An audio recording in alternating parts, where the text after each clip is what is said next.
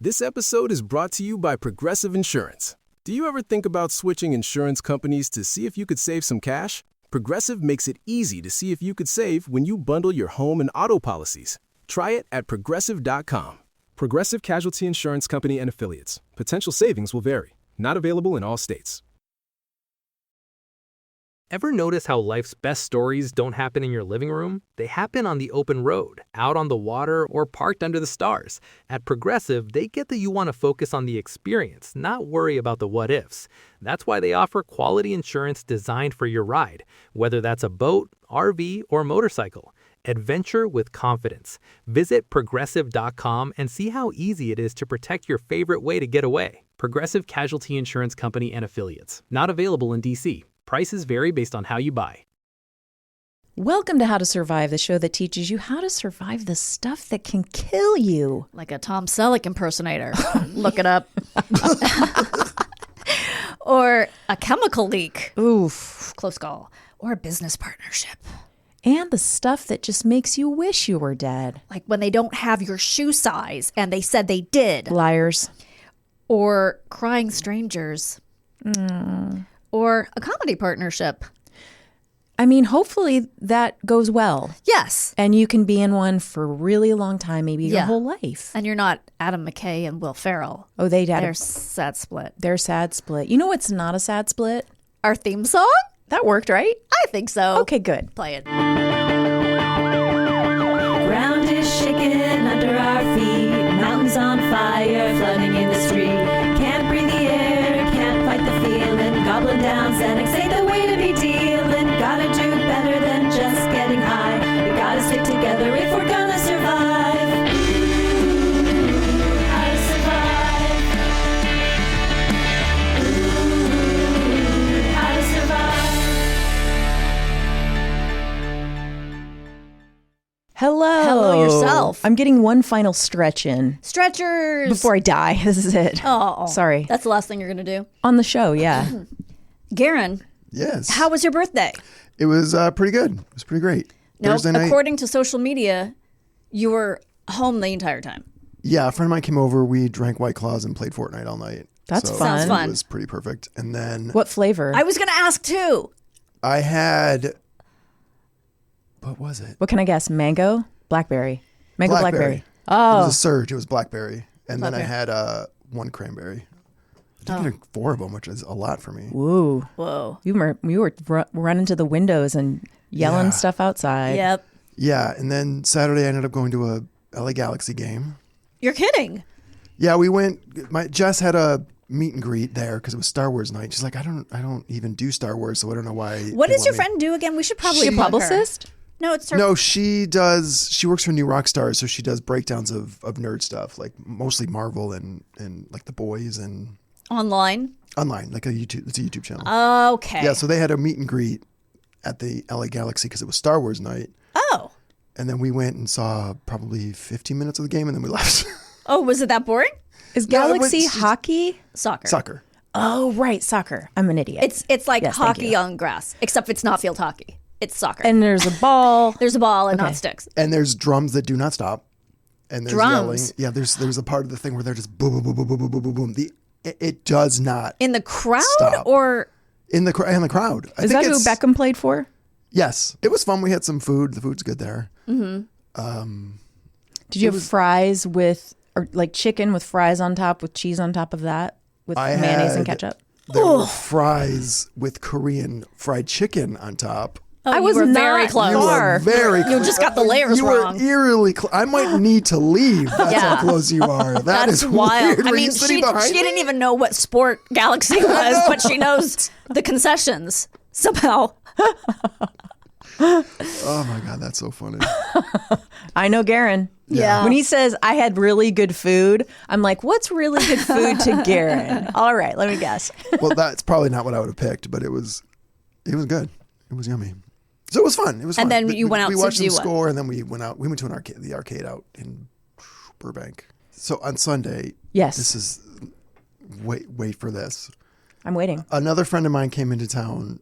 He's like, I want to bring you your birthday present. I'm in here for the night. Do you notice that whenever he does a voice of his friend, he does it like he's mad at that friend? Yeah, and they kind of sound like I want to bring you a birthday and they present. kind of okay. sound like an idiot. They sound like an idiot, Yeah. and I don't do voices, guys. I no, but you do. It's just this one voice. Yeah. Hey, so I'm coming into town. I took a lot of time. Sorry. I want to give you $1 million. It's not about this. Whatever. It's not like that. It's not like that. It's not I like need that. I'm gas. sorry. I need I'm gas sorry. money. Okay, go So ahead. he comes and brings his friend over, and we're hanging out. And we're like, let's watch. They put on Date My Mom. Have you ever seen that? No. It is. I don't know how we survive. It's awful. It's a reality show, the worst thing right? ever from like 2004. Okay. Is it like a TLC reality show It's or an like MTV a prime? 2004. Okay. So, okay, This is the gay one. So this gay episode where this. they want to show it to you. Yeah, I don't even remember why it came up. And Okay. so I'm watching it, and I'm like, this is the fakest thing. None of this is real. Nobody would ever say this. Nobody would do Right. this. This is not Super real. produced. And my friend, who's in his late 20s, he goes, you see, being gay in 2004, you had to da-da-da. And I'm like, I go, what are you how old do you think I am? I was there. This is my fucking generation. That And is you're so- telling me, like, oh, You were in why? diapers, Funny. dude. What are you talking about? Yeah, right. He wasn't even. He was like a tiny He was a little. kid. So what is he God. talking about? I don't know. Oh, my She God. literally started sincerely trying to explain to me what it would be like to So be gay in 2004. When you Yes. reacted, did he laugh? He just started laughing. Okay. Like, I don't know why I was saying that. That's so so funny. funny. This is literally, I was 24. How old do you Yes. think these people are? He was gay-splaining you. He was gay-splaining. Well, this is the excitement of my life. Do you want to hear it? Obviously. Of course. So, okay, I don't have a shopping problem, but I do have a sales problem. If something Okay. is on sale, Yeah. I do fall for the psychology of like you're losing money if Yes, you don't yes, get yes, something. yes. If it's something I already, a company I already purchased that from. Okay. So you know Tom's shoes, right? Correct. Yes. Okay. I'm aware. They give a pair. Buy a pair, give a pair. So I have a couple of pairs of sandals from them, and I really like them. And all this last week was 30% off. That's a lot. Oh gosh. That's a all- lot for it's- something like It's close to 50. yeah, and double points. Her head Sometimes says it's not close enough to 50, but you are not wrong. But that's kind of a lot for a brand that's not cheap. Yeah. I'm not saying it's like Louis Vuitton expensive, Yeah. but it's they're like $80 a pair or something. Yeah. It's a Louis Vuitton of recycled shoes. Right. So I'm looking, I'm like, well, I gotta look. So I keep looking, and there's this pair of shoes that I have, but in like a flower print, and I'm like, that's something I would normally never get, but I know I like the shoes because I have a pair in black. And I keep, and then I keep thinking about it. I keep thinking about it, and they don't have my size. They either have one size up, half size up, or half size down. So I keep debating, and I'm like, I can't. Obviously, the size that I wear is the size that I wear. Right. This is stupid. So then, do you have that extension where it says like you can get it cheaper at this place? No. Oh, you don't have that on Facebook? no. I mean, not on Facebook, on your computer. No. If you put an extension, like a Yeah. coupon extension, it'll say like found at Nordstrom Okay. rack for 23. Yeah. And then you go there and it's like a different size and a different color. And Yes. But, it's comparable, maybe comparable. Yes. So I do that. It sends me to Nordstrom rack. And it's a different color, but I like them too. And they're, way less than they would be. I think even less than the sales price because, it's Nordstrom rack. So I'm like, okay. And they have my size. Oh no. So I'm like, okay. So I click it, I put it in the thing. And then it's like, if you pick it up, you don't have to pay, shipping. Sure. And I'm like, well, I'm a sucker for no shipping. Yeah. So I have to change for some reason it has the wrong zip code. So I have to change it to the right zip code. So it has it. Oh, it does. It does. It'll bring it to the store. Yes. Did you factor in though how many miles away the store was? It's not far. Gas is $7 a gallon. I have an electric vehicle. Oh shit! Look at you. And it's at a mall that we go to all the time. Okay. So I was like, well, if we just go to dinner, then I'm right there. Like, this is a win-win. Oh my God! Yes, you are losing money if you don't get these shoes. Right. So I go through everything. I change it. I change the zip code. I click on the right thing. Yes. I'm all excited. I'm going to do Oh it. God! Sold out. God damn it. Fucking shit. But why would it say sold out if it said it was available? It didn't say sold out on the page. Yeah. It only said sold out once I went to check out. Someone got him the same time Yeah. you did. Is that what it was? I You think so, yeah. It was my changing the zip code. Oh, that too? Yeah. 'cause it probably was a different. But it didn't. My instinct, what I would tell you to do, because it's Nordstrom Rack, Yeah, it's just go there. go there. Because Nordstrom Rack isn't necessarily going to be 100% accurate with their stock. No. It was that they would ship it to Nordstrom Rack. But if you go to Nordstrom Yeah. Rack and you find the shoe, Yeah. but they don't even have it in your size, you can probably say to them, because it's the Nordstrom Rack price. It's not a Memorial Day sale for Nordstrom Rack. Nordstrom Rack is probably, I think it was. It might have been the price plus. It might. I don't remember. it might still be on sale. I would just Right. say, like, If I go there, it might be there. if it might be there, or you could go, do you have this in this size? And they'll go, no, but we can have it. We can ship it here for you. Yeah, it was so strange because it wasn't the zip code thing, because the whole thing is that it was going to be shipped to the store. Yeah, so because they that didn't is- say it's available. They said available in a few days. Yeah. But anyway, so then afterwards I said to myself, after sitting up by myself on my computer, I just go, well, that was a roller coaster. You were living just How on the exciting it was. edge. So you know what I did instead? You bought them at full price for all the stress that put They for you. didn't have either of the colors. Even no, I would never. I don't think I ever pay full price for anything. Yeah, I rarely. No, what I yeah. did was I went back on Depop, Yes. where I had looked at a pair of shoes, also Tom's, but totally different. Yeah. And I bought a pair for $12. Nice. Brand new. Nice. Why are they brand new for $12? I have no idea. The person, My they size, were uncomfortable. brand They were, new. yeah. I'm like, Maybe they were the give ones shoes, and they're like, I don't want this. I'm going to put. he was a homeless person. Yeah. And they were like, let me just open up an account, right? They're coming from Africa. Because isn't that where the other ones go? I don't know. I'm We not really sure. don't like Tom's shoes ears. They just keep giving them to us. They're wedges. What are they doing with wedges? They're like, these are really inappropriate.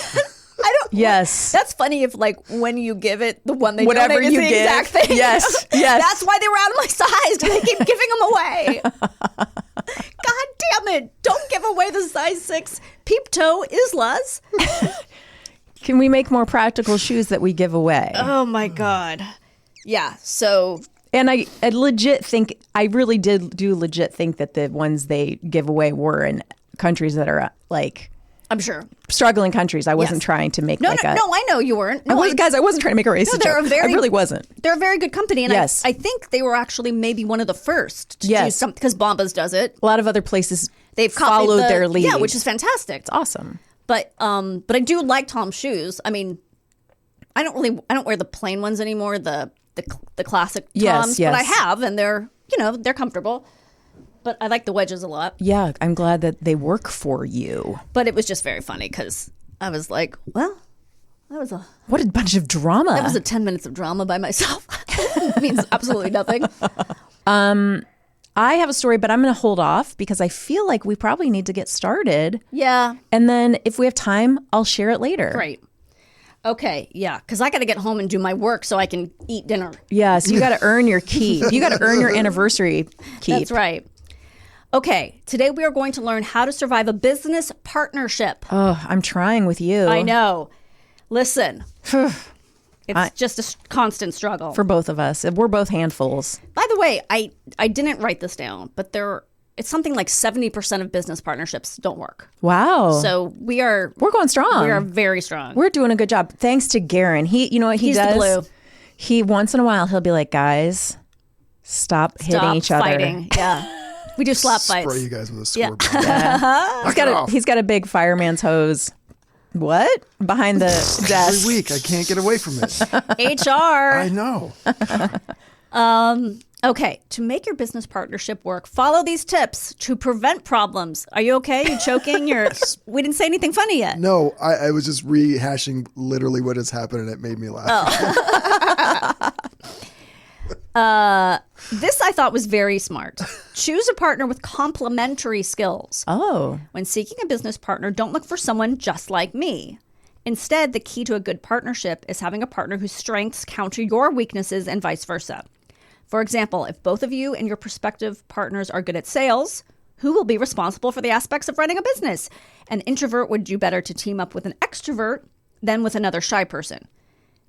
Unless your company is like, we are shy. Yes. Like we're the shy company. You're peddling shyness. Yes. It's a pretty good business idea, Yeah. actually. If you're not good with details, it's best to team up with a detail-minded person. Remember the expression, the sum is the whole of its parts? That's what you're aiming for, a better, more balanced whole. I think we are pretty complimentary of each we've other. figured out, like, I'm pretty good at this. I'll do Yeah. this. You're good at this. You can do that. Like, Yeah. You do all the hard stuff. Not true. Not true. Select a partner with similar values. Oh, okay. That said, it's critical that you and your partner have similar values and work ethics. Don't write the first word of a business plan until you know you share the same dreams, goals, and vision for your new business. One way to get around that is just don't write a business plan. Yeah, right? Like we didn't. Exactly. Right. Exactly. Make sure you're both committed to full-time work and have the same end goal in mind. Full time? Well, I think these are more like, you know. No, I know. It's not a podcast partnership necessarily. Yeah. One partner who wants to build a legacy company to pass down to their kids, and another who envisions selling to the highest bidder. Oh, I'd love to sell to the highest bidder. Girl, same. Anybody? If Anna Ferris or anyone Come else on wants in. to come in. We're ready. Two younger, hotter Yes. stand-up comics want to come in. And Yeah. Please be the hotter version of me and give me your checkbook. Yeah. Your pocketbook with your checkbook inside. I'm 100. Did you grow up saying pocketbook? I don't think so. It's an East Coast thing. Yeah. I don't think pocketbook was ever. It's so funny to me. Yeah. It just sounds so weird. Yeah. It sounds so like from another era. But I think they still say it on the East Coast. Do they? I could be wrong. Do they say, let me grab my pocketbook and we'll go? Yeah. I think so. Do you think Gwyneth Paltrow, she doesn't say, I've left my pocketbook behind, does she? She says whatever they say in England, True. which is probably like, you know, hip satchel. I've left my baggage behind. Right. She did not. Which she did not. Right. Okay. Make sure you're both committed to full. Okay. She says clutch. Oh, you're right. Yep, there you go. If you are going into business with someone you don't know well, make sure to do your due diligence. If you can, talk to their former coworkers. Oh. Whoa. But wait, check out their social media profiles. All of them, even if it doesn't seem business relevant. Okay. Do an online search about them. Check with others in your industry. Mm-hmm, it's also a good idea to run a credit check Oh, you shouldn't have done that on me. of them. You know, my credit's good. My credit is actually excellent right now. Okay. But not. But not when we started. No, it's still pretty good. But like, there was a period of time where you would not have liked my credit score. Tell them that you think they should check your credit as well. Oh. So it's like, Yeah. Let's look at each other's credit. It does make sense. If you're going into something that actually involves like putting money in. Yeah. This all kind of makes sense. It totally does. Yeah. It's a relationship. It's a Yeah. partnership. It's not unlike a marriage in a way. Yes. Put it in writing. Yes. Forming a partnership is a legal commitment, so it's critical to clearly define each partner's roles and responsibilities. Create a partnership agreement. Consider the following. Okay. Some entrepreneurs who go into business with their family or friends Mm-hmm. don't think they need to create a formal legal partnership agreement. That's potentially dangerous. No matter whom you're starting a business with, it's a must to have legal documents drawn up. That is so important. Yes. Contributions and salaries. Is one person putting in more than the other? That doesn't mean they automatically will earn more. You may have to account for sweat equity Yeah. or other factors. Or will earnings be split equally? Again, this needs to be defined upfront. I bet Lena Dunham would have a lot to say about this based on her girls' relationship Yeah. with Jenny Connor. I'm excited to read about that in her book, which I haven't yet. But this idea of like, I get equal head writer Right. billing, or I should be paid the same. Like, you know, those kind of things are tricky when it's your friend. So tricky. Right? Of like, and especially for women to fight for their own equity and what they Yes. deserve, because a lot of women are like, I don't deserve to be here. You know, so Yep. that idea of like, it's a friendship, it's complicated, Super complicated. not feeling like you're worth it to begin with. Right. In a room or in a creative field, it's Yeah. tricky. So that idea of like, how feeling like you how to fight for yourself. I don't want someone to be mad at me. And yes, I don't want to make anyone mad at me. And I don't want to be seen as a bitch. Yeah, right. I mean, that's why people have managers and agents in those kind of That's fields. true. But also it's like, it's still tricky because, again, everybody's like, I don't want to be seen as a bitch. I don't want to be seen. Yeah, I don't know. It's awful. I'd love to find have out these problems. Yeah, Yes. right. Okay, titles and decision making. Okay. Will there be one CEO or co-CEOs? Who gets the final say? Who will run the business daily? How will disagreements be resolved? Will you turn to a third-party mediator? Where do employees turn to get answers? That's good. I've heard of people being like, I don't know who the boss is. I don't know who I'm supposed to go to. And then with HR, it's tricky because you kind of realize, is HR actually there to help me or is it there to help the company? Can I trust them to be there for me? Is that actually who I'm supposed to go to for this problem? I know we talked about in a previous episode, I think it was the factory episode, about how big of a company you have to have HR. But I can't remember now if it's every company has to have HR or if you have to have X many employees. Yeah. I can't remember. Yeah, like Garen, if he feels really sexually harassed by us, he's just SOL. Yep. Yeah, that's true. He's the son. Just gotta take it. Yep. Also, never ever trust HR ever. Is that your experience? Yes. Because they're not there to help you. They're there for the company. Yeah. Yeah. They're there to protect them. They'll tell you, and HR representatives will tell you to your face, we're here to protect you. Right. Getting back. Do all partners have check and contract signing authority? Growth. Can the partnership agreement be modified? Can new partners join? Like, No. what if your brother-in-law suddenly wants a piece of the pie? No way. Plan for what ifs. Okay. You need to anticipate what can go wrong and plan for every contingency. For instance, if you're in a business with your spouse and you get divorced, who gets custody of the company? Yeah.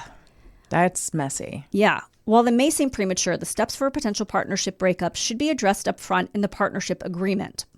For example, what will happen to the business if one of the partners dies, retires, or decides to leave? See, these are things you don't think of ahead of time, but it's really smart too. And same as like a marriage. It's like you go, we're going to like be a prenup. together forever. And then the next thing you know. Yeah. Do you know anyone who's had a prenup? I don't. I mean, not that I know of. Not that I know of. Yeah. You know, it's. I guess it's becoming way more common. Oh, is it? I guess so, yeah. Oh, okay. Will the departing partner be required to first offer their shares to the remaining partner, give them to their family, or sell them to an outsider? Enlist the aid of an attorney to help you draw up a partnership agreement. So, yeah, don't go on Business Zoom or whatever that thing is called. Legal Zoom? Legal Zoom. I mean, I guess you could. It's probably better than nothing. Oh, I'm sure it is. Because often if you're also starting a business in a partnership, you might not have money. Yeah, I don't know why I said don't, because I'm sure it actually is a very good tool. Then to get like attorneys, might Right. not have that budget yet. So you might, it's I think better than nothing. Absolutely. Select the right business structure. You can organize a partnership as a general partnership, limited partnership, or limited liability partnership, or you may choose to organize it as a C Corp or an S Corp. Each form of business has its advantages and disadvantages. Don't worry, I'm not going over what the different things are, because I don't know, and I probably wouldn't understand it if I did a bunch of research on that, remember. and I was like, oh my God, this is the part of being a grown up that I don't enjoy. That's what I meant when I said Chris does the hard stuff. I'm like, you go do the grown up stuff.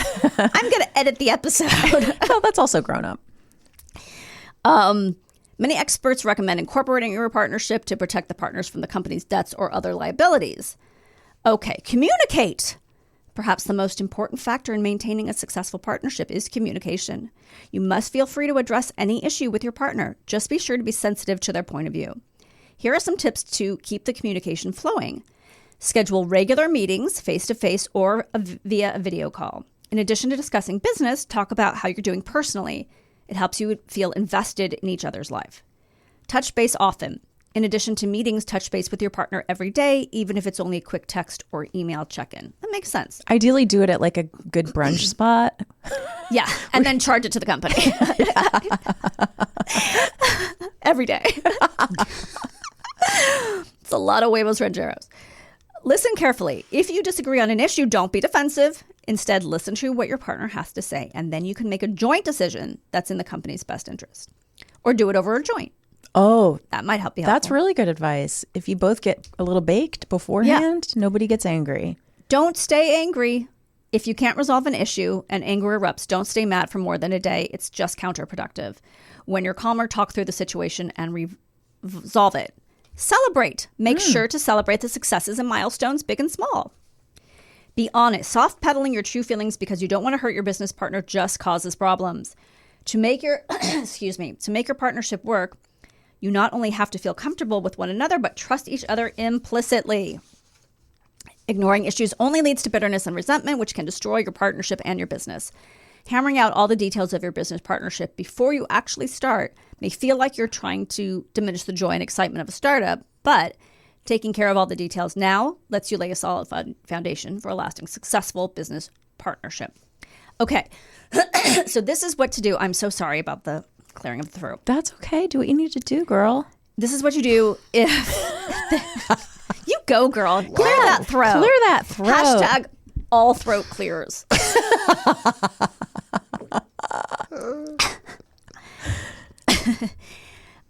This is what to do if things go badly. Okay. Seek mediation or professional help. If communication alone doesn't resolve the issues, consider engaging a neutral third party, such as a mediator or business consultant.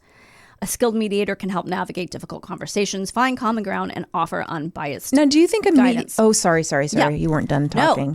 A mediator is the same kind of, because sometimes people use mediators when they're getting divorced instead of a lawyer, which I think is a mistake. But some people can have a calm enough split that they can use a mediator. Do you think that profession is the same person? Do you think they're like specifically? Do you have to have a law degree to be a mediator? Yeah, like is a person's job is like, I just mediate business disagreements. I think that's a perfect subject for What Did We Learn? Do you 'cause know? I am very curious. I mean, because I have no idea. What is that person's day? Like I work as a mediator and I just go to people's businesses who are Right. disagreeing, and that's my day every day. I think when you sign up to be a Notary. a public. notary, Yeah. they also just throw in mediator. You just get They the just training. like, you can also be a mediator. Maybe I should become one. Like, is that a 9-month certificate? Like, I'm just. Yeah, let's find out. Let's find out. Okay. Yes, I don't want to do that. That sounds terrible. It sounds kind of interesting, I think. Yeah, but you'd just have to be in the middle of conflict, which I don't like that part. Conflict that you're not emotionally involved in is kind of interesting. Yeah, but you have to hear a lot of like business terms. That's true. You'd have to like be well versed in a lot of probably different aspects of business. You'd have to research a lot because it would be like, well, Yeah. it's two people fighting about like they both work in like polymers. Sure. So then on Tuesday you're going to meet at a polymer factory. Oh fuck! You gotta wear a mask. Yeah, you got to wear a mask. You got to wear some kind of weird. Wait, is it commercial grade poly? What is Yeah, it? Industrial. Remember the chair? That's what I'm trying to remember. Industrial grade polymer. Yeah. Oh my God, that was one of the funniest things we've ever heard. So you got to go meet with these two dudes, these two burly dudes. They're fighting about. They're not fighting about the polymers though. No, they're fighting about the where they want to take the company. Yeah, so maybe it's about location, but you still got to know the verbiage. You got to know the verbiage. Also, I'm one of those people who like, I see your side. Oh wait, well that's a good point too. Like, you know what I mean? I'd probably be the worst mediator. Would you rather do it for couples then? You're mediating couples who are splitting up. Oy gavalt. No, I think I'd rather do it The polymers? Yeah, because if I did it with couples, I might just yell at one of them if I was so like offended or frustrated by someone's behavior. But also because like I said, I just switch. This is, me watching Real Housewives. I'm like, well, she's kind of acting like it. Well, it's because that happened. Yeah. But anyway, renegotiate terms and roles. If the partnership is salvageable, it may be necessary to renegotiate the terms and roles to address the identified issues. This could involve revisiting a partnership agreement, clearly defining responsibilities, and setting realistic expectations. It's crucial to find a compromise that considers the needs and aspirations of both parties, ensuring a fair and balanced arrangement moving forward. Okay, establish clear communication and conflict resolution protocol. Hopefully you've already done that when you signed up. Consider an amicable dissolution. Sure, yeah. Despite efforts to resolve the issues, there may be instances where the partnership is no longer viable. That's sad. In such cases, it's important to consider an amicable dissolution. Evaluate the financial and legal implications of ending the partnership and consult with an attorney if necessary. Develop a plan to separate assets, liabilities, and ongoing responsibilities in a fair and equitable manner. Learn from your experience and move on. If the partnership fails, it's essential to view it as a learning experience with an opportunity for growth. Reflect on the lessons learned, including the warning signs that led to the partnership's deterioration. Take the knowledge gained and apply it to future endeavors, ensuring better decision-making and partner selection processes moving forward. All right, are you ready for a story? Yes. Okay, so this is a story you know, but maybe details you didn't know. So this is the story. This is from Vanity Fair. Okay. It's the inside the decades-long cage match between Mark Zuckerberg and the Winklevoss twins. Oh, I don't know this that well. Did you see the movie? Yeah, but I've already forgotten. Me too. I'm so excited. Okay, Two so coming. I know that's What's coming? the second. Social Network. They're making another one? Yeah, but what's his face isn't going to be in it. Jesse Eisenberg? Yeah, Who will play Mark Zuckerberg then? I forget. I don't know who's playing. I don't think anybody's coming back for it, which is weird. Okay, because it's the same director, right? Is you know the guy. Mark Zuckerberg. Is what's his name writing it? Sorkin? Yeah, Sorkin. Oh, that I don't know. Anyway, Okay. sorry. So this is from 2008. So Okay. this is 4 years after. I mean, it's the article isn't from 2008, but they're talking This about is when it 2008. happened. This is 4 Got hours, it, got 4 it, years got it. after it was created. Okay. Okay. So excited. So we're in the 23rd floor of a nondescript office tower on the outskirts of San Francisco's financial district. Mm-hmm. There is a sudden knock. Okay, so the twins. I cut out a lot because it's a huge. Yeah, story. yeah. So the twins. Army Hammer. Yeah, Armie Hammer times 2. Yes. Are it's really too bad. He was a very good actor. And so handsome. So handsome. Yeah. And he has John Hamm's voice, the exact voice. Do you think he can come back? No. No. I don't think he built up a good enough will. Yeah, he really to overcome. He really fucked it up, Yeah. didn't he? He wasn't a big enough star, maybe. That's what I'm saying. He was. Yeah. Oh, sorry. I just okay. in case we got the guest, I didn't. Okay. I'm sorry. Okay, so I'm the listening. Winklevoss twins are in this room. Okay. There's a sudden knock at the door. One of their lawyers, Peter Calamari, entered first. Behind him was their mediator, Tony Piazza. These names are hilarious. Yes, I know. They literally sound Calamari like and Piazza. I mean, video game it's characters. ridiculous. Before the two lawyers had even shut the door behind them, Cameron, that's one of the twins, had his legs off the table. Did he agree? It's not a no, Piazza said. Now, Piazza is the mediator, but he has some concerns. Okay. Tyler looked at his brother. Tyler and Cameron are the brothers. Tyler and Cameron. Okay. They had spent so much time going back and forth through their lawyers. Cameron had wondered if maybe there was a way to cut through all the theater. They were 3 people who not long ago had met in a college dining hall. Maybe they could just sit down again, just the 3 of them, no lawyers, and talk this thing through. Sure. What sort of concerns? Cameron asked. Piazza paused. Security concerns. It took Tyler a moment to realize what the man was saying. His brother stood up from the chair. He thinks we're going to take a swing at him? Cameron asked. Really? Tyler felt his cheeks growing red. You've got to be kidding. So Mark Zuckerberg is saying, I'll meet with them. They're going to hit me?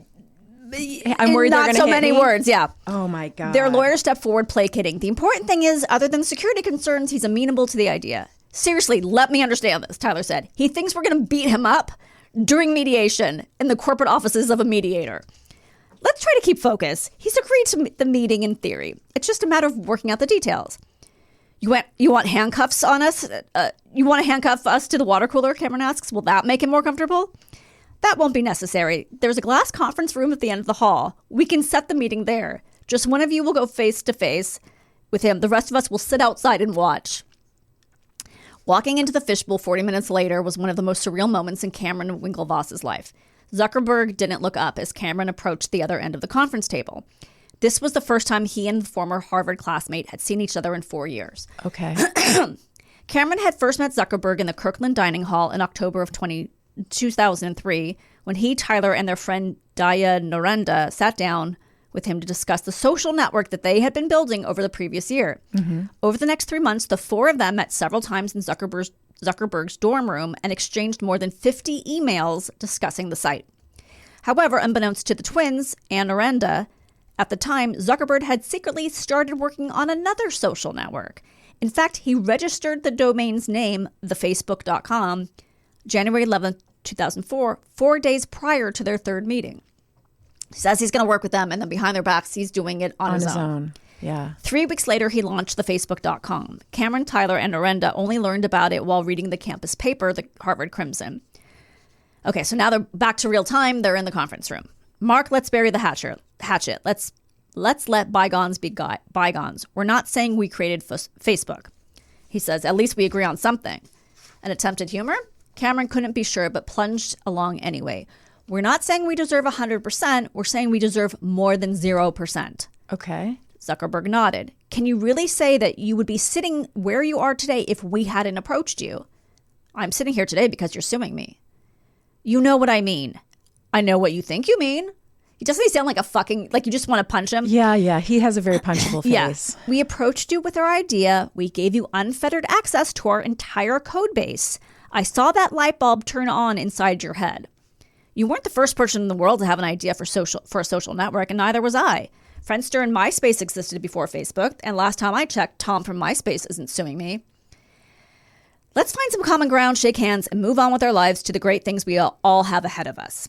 Zuckerberg stared at him for a full beat. He appeared as though he was about to say something else, but instead simply twitched and again attempted the briefest of smiles.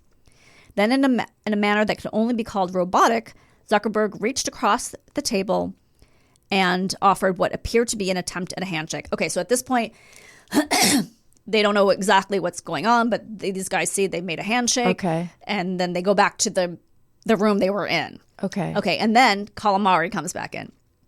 $65 million. Okay, so the lawyers are all excited because he's offering $65 million. The twins are like, we wanted a percentage of the business, not 65. They don't want a payout. They want a percentage. Right. So they end up taking, so they say we want it in stock. Yeah. They're not stupid. Right. Yeah. So they end up, I think I have this later, but they end up giving it a bunch of it in stock and a bunch in cash. Okay. It was years after he settled with the twins that the IMs found their way onto the internet by way of a particularly intrepid journalist at Business Insider, Nicholas. IMs? Okay, so instant messages? These IMs. are instant messages that Zuckerberg had with people at Harvard when they were doing all this. Got it. So one of the things he said was, so Cameron and Tyler finally get a look at the taunting notes detailing the various ways Zucker planned to, quote, fuck them, as he wrote in one message, probably in the ear. That's what Zuckerberg wrote. And this is in the 2008s. This is in the 2004s. This is when they're at Harvard. When they're doing it's it. Happening. Yes. Got it. Okay. Or 2003. Yeah. In another IM, he told a friend, you can be unethical and still be legal. That's the way I live my life. Wow. Nothing truer has ever been said about who he fucking is. To add insult to injury, Zuckerberg then hacked. Okay, so this is, the guys have finally put up their own. They put up their own website, which is called, or their own social media thing, which is called Connect You. This is while they're at Harvard. Mm-hmm. Zuckerberg hacked Connect You and created another Cameron Winklevoss account. We copied his account. This is Zuckerberg writing to a friend. Mm-hmm. We copied his account like his profile and everything, he wrote to a friend, except I made his answers all like white supremacist. Under hometown, he'd written, I'm fucking privileged. Where do you think I'm from? Under favorite quote, homeless people are worth their weight in paper clips. Dash, I hate black people. So it just goes. Wow. Yeah. Ultimately, the twins and their lawyers reached a compromise. The twins would, this is where it is, would take $20 million in cash and the rest of the $65 million settlement in stock. Adjusted for splits, it's appreciated 5 times, and according to the twins, went on to be worth almost $500 million. Did they know about those IMs at this point? Nope. This was later. They didn't find out about them until years after he settled with the twins. Oh, man. He screws them at every point. Yeah. Because there's also a thing which I didn't include where he undervalued the stocks or something. Okay. He gave them false information about the stock. Like, he can't do anything straight. Yeah. Ultimately, of course he loves Trump. Right. They're similar. They're the same. Shortly after they'd settled, it emerged that the twins were missing critical information related to the value of the stock that they had received, an internal document known as a 409A valuation, which had been created by an independent third-party firm. The valuation, which Facebook used to comply with IRS rules and the U.S. tax code, valued the twins' Facebook shares at a quarter of the price that Zuckerberg's settlement offer had told them they were worth. Yeah.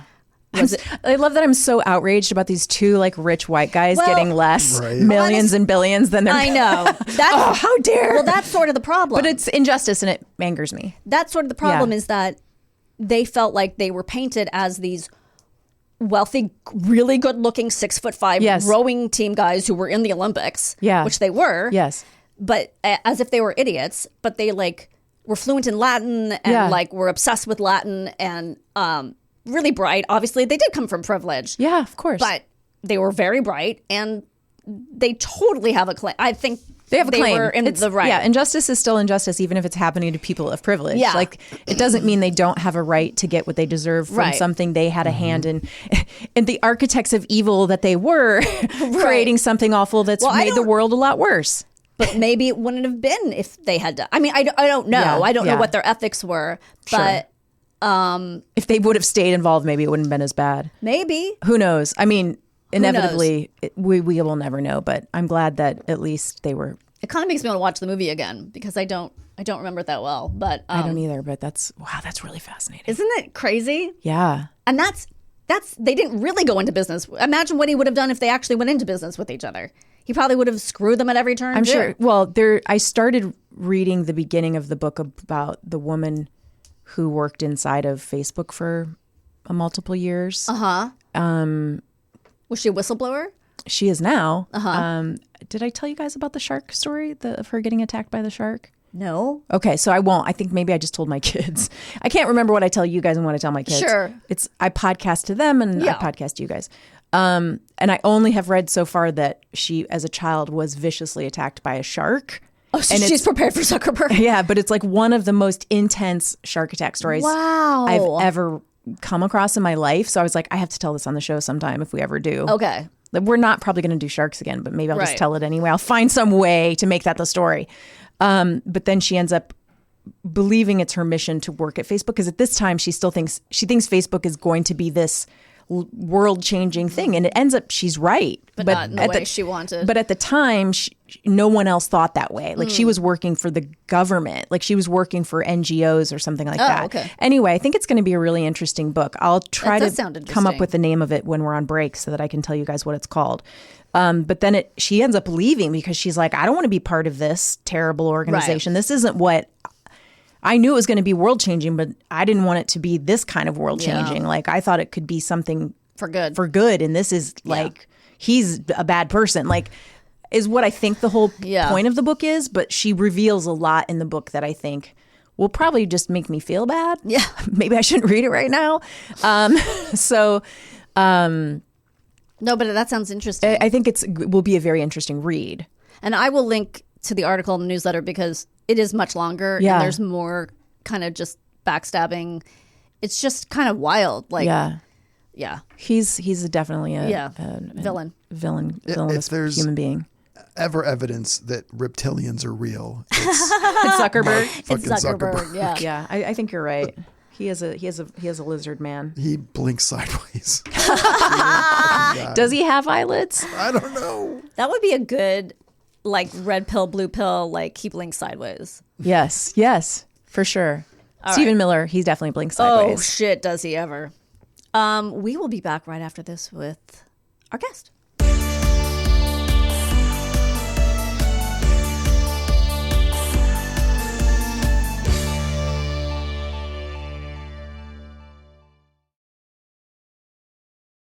Hello. Welcome back. Welcome back yourself. I'm so happy to be here today. Me too. God, what a fucking week. It's been, and it's Tuesday. And yesterday was a holiday. I know, right? Oh, so the kids were home, right? They were, and one is still. Right, because sunburn. Sunburn blisters. So sorry. That that sucks. bad? Yeah, blisters all over her cheeks. And it's my fault because I'm a bad mom. You're not a bad mom. Let's get into it. No. Plus, you said you put on sunblock on her face. So that I don't understand. I think she's allergic. She might be allergic. Could she be allergic to the sunblock? Perhaps. Huh. I don't know. Let's Because it doesn't seem. You don't do like drugstore sunblock though, right? I feel like you get. I get it imported from France on a yacht. That doesn't surprise me. I wouldn't be surprised if you did, actually. You make it yourself. Because you're imported. You're all fancy. I am. It is. It was. I will say. It was La Roche-Posay. I was going to say, was it La Roche-Posay? It was, but that is drugstore, French drugstore. So it's not. It's also here. It's here. Yeah, I got it here at like CVS. I'll tell you this though. Yes, I had to take it out as one of my answers on the game show because they were like, "What? Middle America does not know what." I was like, really? Because it's in CVS. Yeah, but they go right past that. I go past it too, but I see it. Yes, I know, but they don't even see it. Their eyes can't even see it. They're like, "Where's the ragu?" Right. I gotta put that on my face. God, you are such a snob. Where's the ragu that I'm buying at CVS for my pasta? What color? Where's the hamburger helper for my face? Hey, close to home. Hey, wait a minute. Sorry, Garen. Sorry, Garen. Oh my goodness. Well, on the first half of the show, we were discussing how to survive a business partnership. Yes, we were. And now we're going to discuss how to survive a comedy partnership with our guest, Julia Wolov. Yep. Did we do it? You did it right. Oh, see, Hi, I double Julia. clutched. Hi. Thanks for having me. Thank you for being here. This is very exciting. You know what? You were so nice because you were supposed to be here last week. Yes. And you did something that I think is, A, it's unprecedented. It is. No one's ever done this for us. And B, it should be the rule from now on that if you have to cancel, you fill in the replacement yourself. Or maybe Julia could just do this for us for if you every could just person. book our people who, because we get a lot of people who got auditions and stuff. They cancel. Right. But your boyfriend is Brendan Smith. Yes. And he was nice enough to come fill in, and he's hilarious. Yeah. So, and we know now that you will not go camping because of bears. No, not where he went. No, it sounds terrifying. Yeah, right outside the tent. Yeah. I mean, bananas. I couldn't. I would be way too nervous. Right. I wouldn't sleep. No. Wouldn't sleep. Fair enough. Fair enough. So you were in a comedy partnership. Long running. Yeah, long running. So you guys you're a writer, I should say. You're a comedy writer. Yes, and we've written together as a team. But for years. For years. Okay. We met in 1996. Okay. Wow. So we've been together that long. It sounds like It's probably, I love her. would you say it's your longest partnership? Oh yeah, it's my longest working, healthiest relationship. That's that I've had. great. Even though it can be really hard, but yeah. Did you start as friends and then decide to partner up, or vice versa? Well, we met in a level 1 improv class in Chicago in 1996. So it was right after we both graduated college. Okay. And we just became fast friends. Like, we laughed at the same things. But she was like the one person that I met who I felt crazier than me. Okay. Do we want to say her name? Dana Goodman. Dana Goodman. Okay. Yeah. She'll admit it. But she, the first thing she said to me, she like walked up to me after the end of the improv class, because there had been a guy who got up on stage and he did a somersault and his pants came down. No. And all you could see were like pimples and hair on his butt. Oh, thank you. Yeah, and we both fell out of our chairs laughing. Oh, no. And everyone else was very serious because improv is an art form. And, she came right up to me and she said, "Hey, do you smoke weed?" Oh, my God. That's hilarious. And I was like, yeah. She's like, "I have some roaches in my car. We can roll them into a joint and get high." I'm like, "Great." Oh, my It's like God. free pot. How funny would the guy have been, showing his ass if you were on pot? That would have been even funnier. I wish. Right, Yeah. oh my But God. there were no edibles back then. No. But yeah, so we're both 14 years old. Right, basically. 14-year-old boys. Right. And yeah, she's hilarious, but she moved away. Okay. So this has been the first year that I've ever not been in the same city with her. Wow. And Yeah. are you still writing together? We are. We have scripts out there. TV scripts? TV scripts. Okay. Yeah, we've worked mostly in TV, but we'll do like rewriting jobs for features. Oh, how We've never had a fantastic. feature produced, but we have had TV produced. So Can that's you good. tell us some of your TV shows? It's private. No, I'm kidding. I'll just look up IMDb right now. No, I'm kidding. Yes, we created this show that was on MTV, if anyone knows what MTV is anymore, called Faking It. Okay. That ran for a few seasons, and it was about two high school girls who pretend to be lesbians to be popular. Oh my God, that's really funny. Yeah, and we worked on an animated show on there called Good Vibes that we were like, this is going to be the next Simpsons. Like, we thought Yeah. Did you create it? No, we didn't create it. Right. But we were on the writing staff. And it lasted one season. Right. And I was like, I don't understand. I mean, this was so long ago, but that was such a good experience. But we wrote on Punk'd and like a lot of reality-like shows. Yeah. We've worked on a million hidden camera shows where Dana would get fired because she couldn't. No. We worked on this show called Girls Behaving Badly. Yes, I remember that show. Yes. So at the end of the prank, you have to come out and be like, "You've just been pranked by girls behaving badly." And Dana would scream it in people's faces, and they would be like, "Oh my God!" And they're like, "Dana, you can't do this anymore." That's hysterical. So they fired her? They wouldn't. Well, kind of. They wouldn't let her do that part. Oh, okay. Like they wouldn't use her as much because Yeah. she just was too intense. Were you too guys intense, yeah. acting on the show, or were you coming out as the producer saying you've just been punked? No. We were acting on the show. Oh, you were performers. Acting, very loosely. Isn't that where what's her face got started? Chelsea Chelsea Handler, Yeah, right? we worked with her. And Yeah. she was hilarious, but also like I remember she was super tough. Yeah. And would talk to the producers like, why are we still sitting here? And Dana and I would just be like shaking, like, oh, we'll sit here all day. Yeah, You know, right. we didn't. We were like, we're brand new, but yeah, she was more experienced. She was way more experienced. but she had wasn't been on the show much longer. She wasn't a name yet. No, not yet. But she Yeah. had been on the show, and she was like, if there was a lead on the show, like, Yeah. Yeah, she was like one the of- breakout star. Of it, Yeah, right? yeah. Because we had worked. Well, did you write in any of the Talking Head shows? No. Because I remember I wrote on a lot of the Talking Head shows at E that before she was Super famous. but she was sort of one of the bigger ones they used Yeah. at E. And she was known to be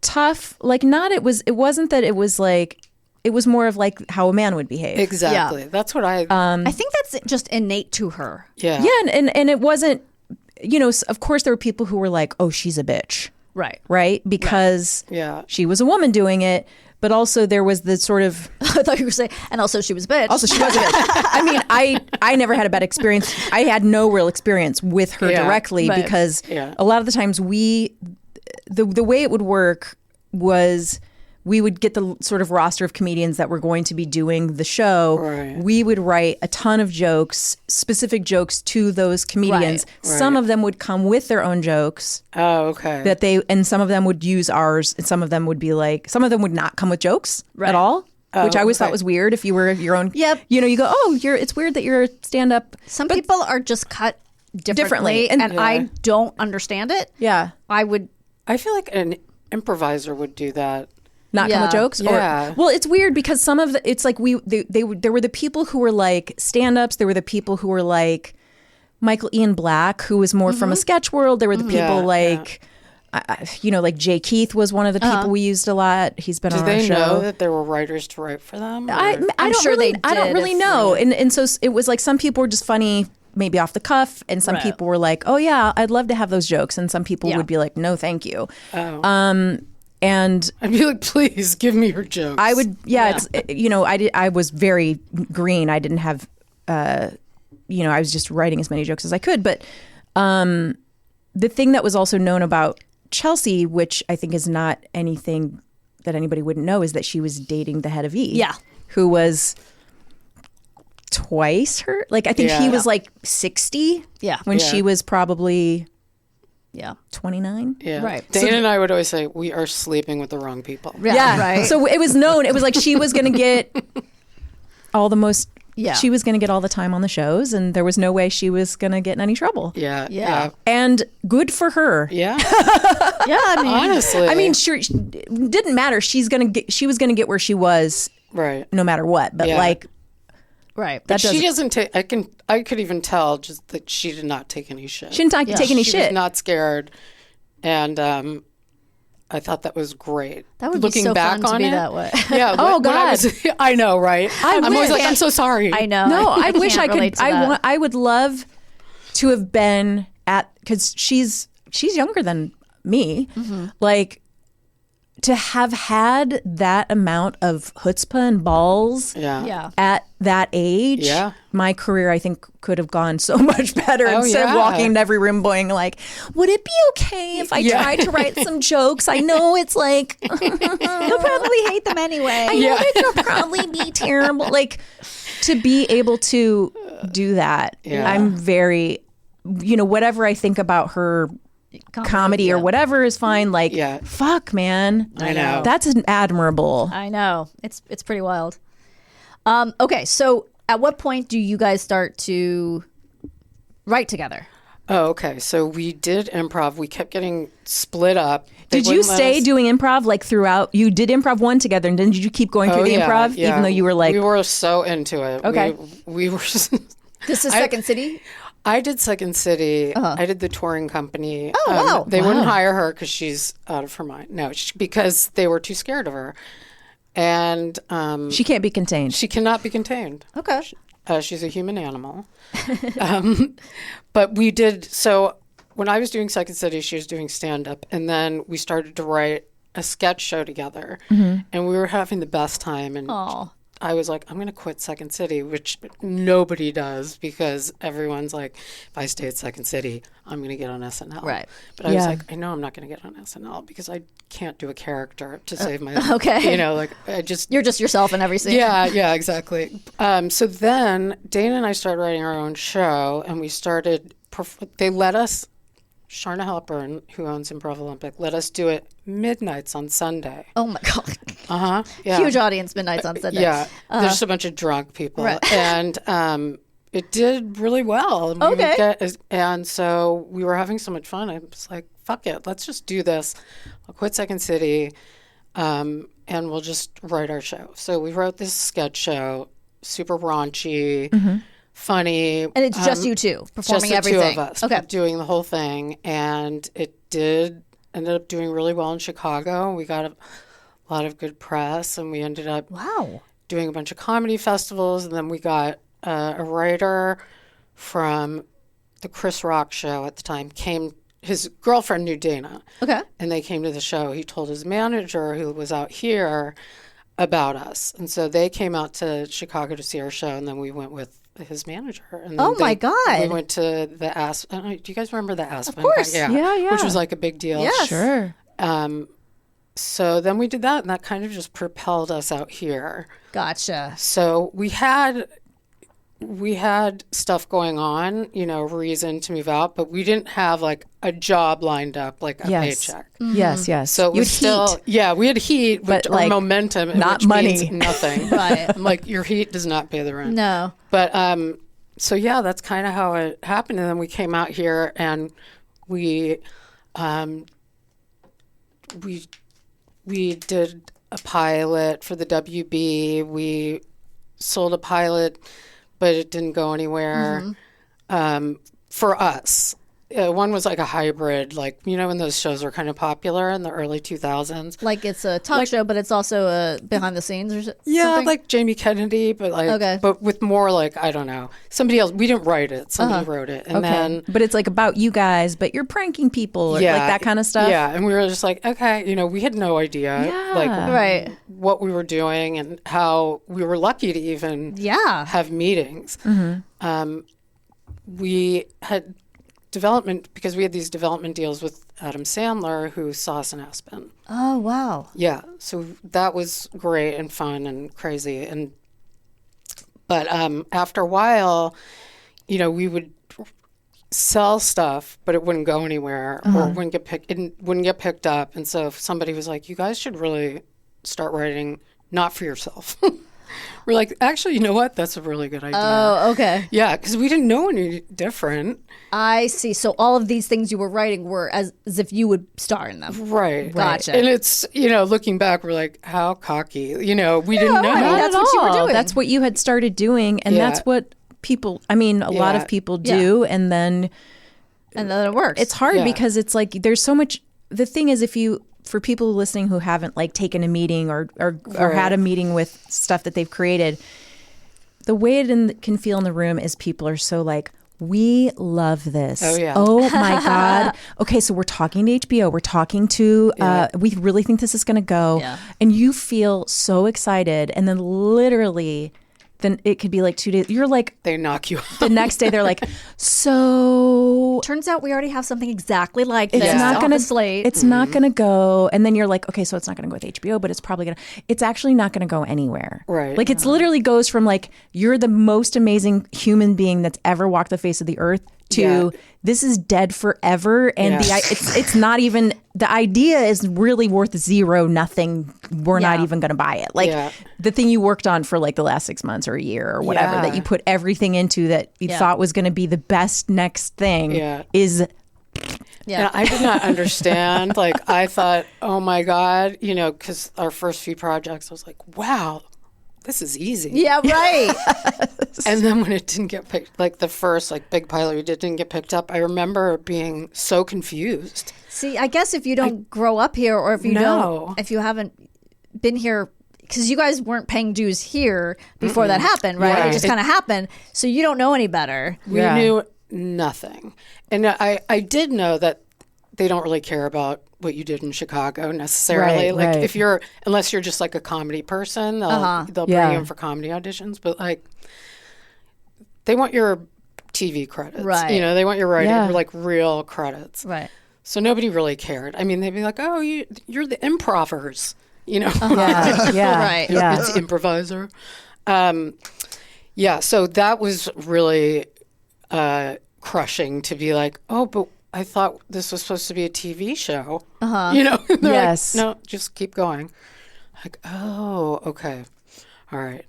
Just because everyone likes it, and even if you get like paid for a script, it does not mean anything. Right.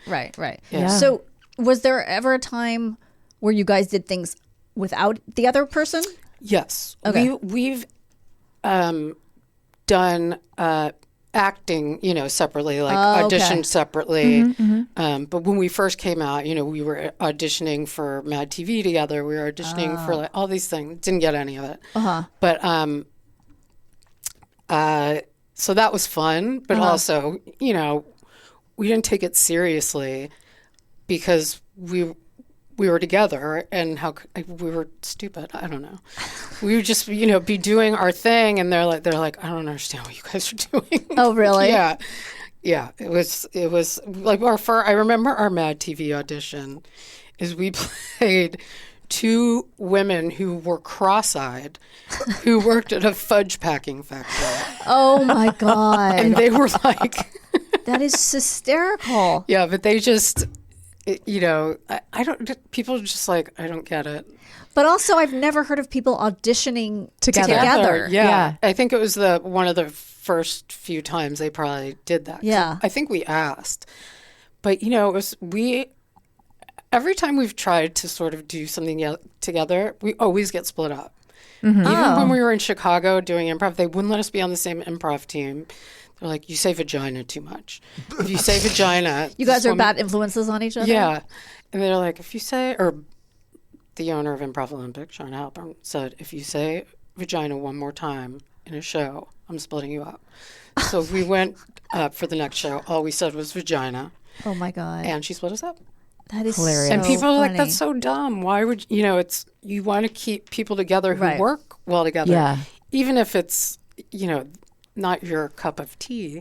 Right. But yeah, so, we were like, we'll do our own thing. And what people don't understand is when you get hired as a writing team, Yeah. you're splitting a salary. It's the fucking worst. So Yes. a lot of times they do it because, not that you're not talented, but I'm saying it's an advantage to them because they're getting two writers for one price. Yeah. I think it's criminal. It doesn't make my any God. sense. Yeah. I mean, maybe if you want to do some like 3/4 or something, but half, like doesn't make any sense. Oh yeah, one job we got hired as two individuals, Okay. but mostly no, we're splitting it. Everything, every deal, Yeah. we split. Health insurance. And if you're working in a lot of basically. like the reality based prank MTV Yeah, world which pay is not nothing. Yeah. well Right. paying. I mean, not to sort of No, comparatively, it's comparatively, it's listen, it's a lot of money compared to a lot of jobs. Oh yeah, I would right now. I'd be like, sure. Oh my God, compared to like Holy shit, yeah. essays I'm submitting to Yeah. like comedy websites, Yeah, I would love to have that money right now. yeah. But as Danielle and I both know, having worked in those worlds, it's not like working on a sitcom. No, it's not. no. No, it's Or late night, or completely any show And like you don't that. get residuals. Yeah. You don't get paid more than once. Yeah. No. Which sucks. We spent Yeah. a lot of time working with MTV and Comedy Central, which is great because I think when you're starting out in comedy, that like those are the only places that are going to hire Right. you. Yes. So yeah, we did that. So we did not make a lot of money. That's Yeah. for sure. And people think you're so rich if you're, Yes. everywhere we went, or they're like, "You're buying." I'm like, That's You're hysterical. like, I can actually just finally get groceries. I know, Like, yeah. This is the third tier of cable. yeah, This yeah. is not. Yeah, it's funny because they just expect you to be, making all this money. I'm like, it just That's doesn't so work funny. like that. no. And did you guys ever have like friction where you thought you wouldn't stay together as a team? Yeah, I mean, we're also. It sounds so lesbianic, but we're best friends also. So we're like together all the time. So yeah, we would have arguments and stuff, but never anything that was so awful that we couldn't talk again. Yeah, yeah, yeah. Because you hear so many stories, or I know comedy teams who've broken up, and it's like they will not even say each other's name. Yeah. Like it's just Yeah. a bad breakup. So, anything else you want to tell us about the partnership? Nothing really. We're still good. That's so nice. Yeah. Was it like, did she have to sit you down and say, I'm moving to Yes. Chicago? Yeah, she sort of dropped it in. Yeah. And I thought, oh, it'll never happen. Yeah. But I knew she wanted to be near her mom. I knew she wasn't happy in LA at the time. And I think a lot of it had to do with we weren't working. And, Yeah. Does she have friends there, like girlfriends? Oh, and yeah. then All her high school friends when are there. she's like, you'll catch up and she'll be like, oh, like I saw Deirdre and we got drinks, and you're like, fuck Yeah. Deirdre. Oh, you're yeah. so jealous. Yeah. She's a best friend from high school. Okay. But And I you're like, remember- she's not as funny as me, is she? Yeah. She's not. She doesn't work at it. She's a lawyer. Good. Yeah. So she's not as funny as me. But, That's good. That's good. Because but- you don't want her to be like, oh, I laughed so hard last night with Deirdre. Yeah. I could not. I like pissed myself a little bit. Wait, is her name really Deirdre? Or did you just make that I up? just made that up. That But is I such like a that. funny That's name. a good one. So weird. Deirdre. Yeah, like I have a close friend who moved to London. Thank God I still have Danielle. And she just yesterday, she's in town right now, and she was like, "Oh, this guy John, he's like the funniest person I know." And I was like, "I will fucking slit Yeah. John's throat. I will fucking shiv that man. I will fly to London." Plus, he probably has a British accent. Yeah, he's older, so that made me feel a little better. Yeah. I was Right, like, right. he's got that guy's He's got about to die. He's got a neck waddle, that motherfucker. But I was like, I still don't have that. I know it's coming. I mean, I see it sideways in a picture now and then. I know, but from the front, from the front, me. I'm still okay. But like, I'll still get that feeling of like, fucking John. Yeah. Yeah. And I have to tell her that I'm hanging out with our friends here. Yeah. But like Without probably her. without her. Yeah, But, in my mind, I'm like, you left me. yeah, What yeah. am I supposed to do? It's always harder for the one being left. Yeah. Yeah. Everyone was so many people after she moved. when I would see them, would say, Yeah. "Are you okay? Yeah, I can Are you understand. okay?" Yeah. Like I got divorced. Right. But I just wanted her to be happy. Yeah, you know, of it's course. like I don't want her to be here and miserable. Yes, And who of knows course. what will happen? But you're there's still always- working together. We're still working together. Yep, we're doing our thing, writing, and it is a little more difficult because we have Yeah. to do it, over Over FaceTime Zooms. or Zoom or FaceTime or Yes. whatever.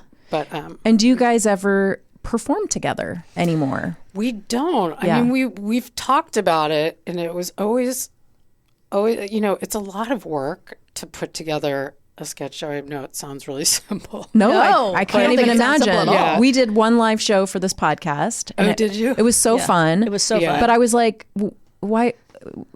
We should do another. And then the idea of like doing it, I'm like, and that wasn't writing like characters and scripts. no. Right. It was just it was talking. like Just us talking. It was a little Yeah. organizing, you know, a little bit of work. But I'm like, that sounds hard. Yeah. And we in Chicago, I mean, and we both were working at bars, and we would have our postcards for our shows in our like pockets. Yeah. We would invite anyone and everyone. Yeah. That's great. Not that we couldn't do. I mean, we wouldn't do postcards probably anymore. It's like email and Right. whatever. But QR code. I think postcards are still a good idea. you think? Yeah, I guess you're right. Kinda We like got to it. bring it back. Yeah.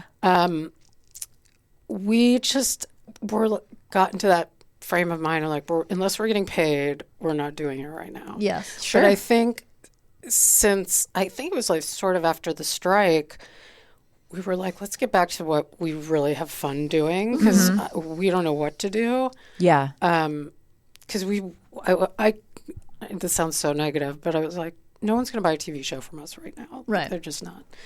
So for us to work really hard on an idea and a pitch and that, it seems kind of silly. So why don't we do a live show and put that up? But it's kind of hard because she's in another city. Yeah. But I could always go there and stay with her for a while. Yeah, and we yeah, could yeah. do it. Julia, thank you so much. Thank this you was so so much. much fun. Thank you for I'm having so me. glad you could. Yes, we figured it we out. could reschedule you. Yeah. You're a busy woman. Oh, so busy. Yes. So busy.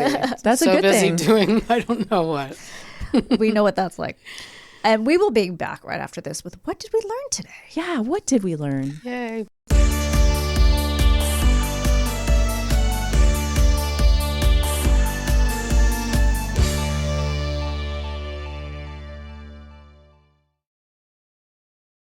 Hey, Danielle. Hey, Kristine. Are you ready to learn the many things we learned today? Yes, please. Tom's Shoes evolved from a 700 million buy one, give one empire to a modern certified B Corp. Shifting its famous charitable model, the company now donates $1 for every $3 made.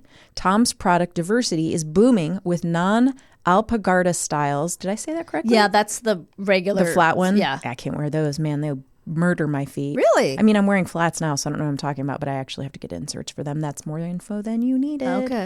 Okay. Making up 60 to 70% of its current business.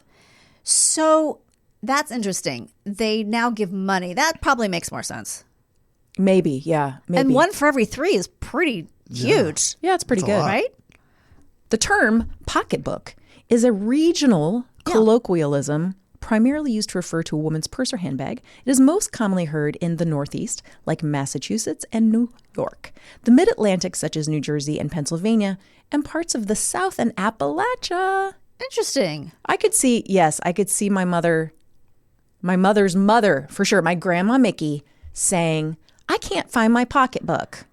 That's so Well, I don't funny. know. I don't know where my pocketbook. I'll have to ask my mom if her mom Mom said. Mickey. It's not the kind of colloquialism that I mind. I think it's very charming. It is charming. It's just funny because It does seem more like a Katharine Hepburn. Yeah, It it's just- definitely that. Yeah. As soon as I make these yeah. goddamn brownies, I'll get my pocketbook. right. Oh, her brownies. You know, her famous Yeah, brownies, famous which I brownies. made. I did not think they were And good. I thought they were delicious. I'd need another chance. Give me another chance. Burn them a little bit. Take care in choosing your new business partner. A complementary skill set is helpful. Also, pick someone you can defeat when the business becomes successful and the takeover battle begins. There you go. Nice, Karen. A company typically needs HR when it reaches 15 to 20 employees or when executive leaders spend more than 20% of their time on administrative tasks, payroll, and compliance. Hiring HR becomes urgent when employee grievances arise, recruiting demands exceed capacity, or workplace laws require dedicated oversight. Gotcha. I fell asleep reading that. Well, I guess that's not your fault, the Karen. minimum is 15 to 20. I guess it depends on the state. Maybe it's like a state law or something. Prenup agreements are rapidly rising in popularity and are no longer just for the ultra wealthy. Overall, about 15 to 20% of married couples have prenups, but that number more than doubles for younger generations. I think we talked about this earlier on an episode, not as the topic, but like I feel like I'd read it in the New York Times or something, and we chatted, and then we forgot we chatted about it. I forgot. Or I just thought it in my head, and then we never talked about it. Among millennials and Gen Z, roughly 41 to 47% of engaged or married couples enter into one. Interesting. Yeah. It's a lot. I remember thinking about it because there was a woman who I was like, you're fucking nuts, who was going to relinquish house ownership because it was something to do with buying a house. And she was like, I don't want to do that because I'm an actress and I might, she didn't want to go into a prenup about money because even though right now her husband was making a lot more money than she was, right. She was an actress and she was like, if I book a show, I could make a lot more money than him. Oh, God. And then he would, then I would take half of her. And I was like, you're banking on you booking a show so that he's going to take? No. What are you doing? Is this someone you know? No, this was in the New York Times. Oh, okay. It was like a young 22-year-old and they were going into a prenup and it was like she was going to just let him have the ownership of the house. It was something crazy where I was like, what are you doing? You're banking on you getting a big show? Yeah. Like you're going Wouldn't you want to protect that possibility as well? Like you're going to get right, because you could get more. You're saying going to get more than half. But also I mean, yes, believe in yourself, but don't do that thing where you're like, I'm going to get a lead in a show, so I better not like. That makes no sense. It was bananas thinking. But good for her. I hope she does. You do not need a law degree to become a mediator or an arbitrator. Maybe I could just call myself one. While many mediators are licensed attorneys, successful professionals in the field come from diverse backgrounds such as business, psychology, human resources, and social work. Oh, interesting. Okay. The highly anticipated follow-up to the 2010 film The Social Network is officially titled The Social Reckoning and is scheduled to release in theaters on October 9th, 2026. Aaron Sorkin returns as writer and director, but the film features an entirely new cast. None of the original cast members, such as Jesse Eisenberg or Andrew Garfield, are returning. You know what? I hope it's because they're too old. That would make me so fucking happy. Jesse Eisenberg barely looks like he's aged a day. I don't I was care. to say he looks exactly the same. You know what'd be funny? What? Is if they only brought back what's his face? Jesse Eisenberg? No, Armie Hammer. Armie Hammer. We're only bringing back the That would be problematic so actors. funny. That would make me happy. So wait a second. I'm going to tell you who the new cast is. No, but okay, yes. I'm sorry. Did Aaron Sorkin direct the first one? I thought it was a really famous director. I thought in my mind it was David Fincher. I thought it was David Fincher too. Aaron Sorkin. Let's find out. It was the guy, and what did we wasn't it the learn guy who about did, what did we who's learn? the guy who did the movie with fuck. Yeah, it was David Fincher. Yes. Oh, okay. See? All right. We were he right. did Zodiac. Alien 3. He did Zodiac. He did Panic Room with Jodie Foster. It's a good movie. He's a great director. Okay. Great director. Love that guy. Okay. It seemed No, I meant it. Sarcastic. I know. Unsincere. No, I meant it. I don't know why I said it. Okay. that Oh way. yeah. So tell us who. Okay, here we go. Jeremy Strong as Mark Zuckerberg. Perfect. I have read Perfect. this. Oh, sorry. I have read this, Fucking but I love don't. that. So it must be much later then. Obviously, this is taking place much later if it's Jeremy Strong. Oh, I wonder if this is the woman can't see who him. It's wrote not. the book that I'm reading about the shark attack right now. The book is not about the shark attack. Mikey Madison as whistleblower Francis Haugen. Ah. Okay. Jeremy Allen White as WSJ reporter Jeff Horwitz. Okay. And Bill Burr in an undisclosed, likely composite role. Okay. They just needed to get Bill Burr. They were like, we don't care what he's doing. We just got to need get him. someone to open this film. We got to get the asses in the seats. Right. Bill Burr. How do we get Bill Burr? We'll write him a role. Instead of the founding of Facebook, the movie is a companion piece that explores the darker aspects of the platform's societal impact. I'm very excited for this movie. I cannot picture Jeremy, what's his name? Strong? I'm sorry, I need to eat. That's why I can't think. Jeremy Strong as Zuckerberg. I just cannot do it. You know sure what? he'll be fantastic. He will. You know he's going to disappear into the role, and He will. He'll be so He'll good. disappear, if I may, into the hoodie. Yes, he will. I think he can pull off Zuckerberg's dead-eyed stare. I think he can. I think he's going to be. Oh, I definitely think he can pull it off. He might win. He might get it. He might win for this, I think. Okay, well. All right. Well, and let's get Danielle some food. Yes, sorry I'm fading. No, you're great, but I don't like you to be hungry because part of my business partnership is keeping me in fed. calories. Yes. All right, well. Until next time? Remain calm. Oh, I didn't say it too. Okay, until next time, remain calm. Did it. It's in the contract. Yeah.